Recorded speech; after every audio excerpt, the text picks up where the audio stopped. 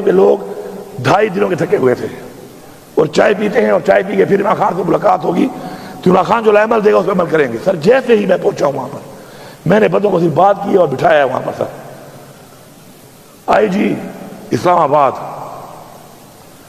With rangers, اور پہلے سے کنٹینر لگا چکا تھا ہمارے گیٹوں پہ۔ یہ ہے کون؟ کے پی ہاؤس ہماری اس صوبے کی پختونخوا کی ملکیت ہے۔ اگر یہاں بیٹھے ہوئے لوگ اس بات پہ کھڑے نہیں ہوتے نا، پھر جاؤ پختونخوا کے بجائے کوئی سندھ چلا جائے اپنے لیڈر کے پاس، کوئی پنجاب چلا جائے اپنے لیڈر کے پاس، یہاں مت بیٹھو۔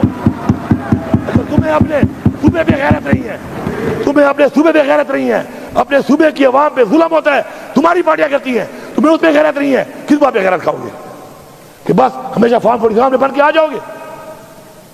اگر فارم 45 پہ بھی سوچنا تم آ گئے پھر بھی تمہاری کرسی کا کوئی فائدہ نہیں ہے۔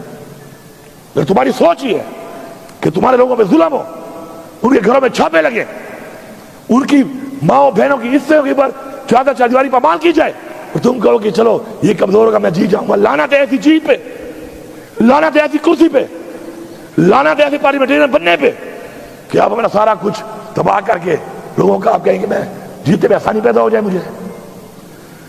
اس نے آ کر سر ڈائریکٹ فائرنگ کی ہے، ڈائریکٹ شیلنگ کی ہے اور دھاوا بول دیا ہے۔ یہ پتہ نہیں ہے پکڑنے کس کو آیا تھا، ایف آئی آر کس پہ تھی؟ مجھے پکڑنے آیا تھا، مجھے اطلاع دی کہ تمہارے پہ ایف آئی آر ہے؟ نہیں۔ کس چیز کی ایف آئی آر ہے؟ کون سا ایسا میں نے جرم کیا تھا بتا تو دیتا۔ پہلے عمران خان نے کہا کہ مجھے گرفتار کرنا ہے، کر لو، میں گرفتاری دیتا ہوں۔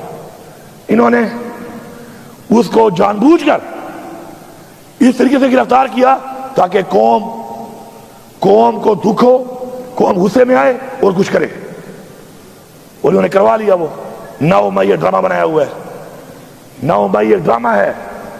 میں ریپیٹ کر رہا ہوں، اگر 9 مئی ڈرامہ نہیں ہے تو وہ اندلیب عباس جو چھت پہ کھڑے ہو کے نعرے مار رہی تھی، وہ ایک دن حوالات کیوں نہیں گئی؟ اور غزیہ شاہ کیوں ایک سال اندر رہی ہے؟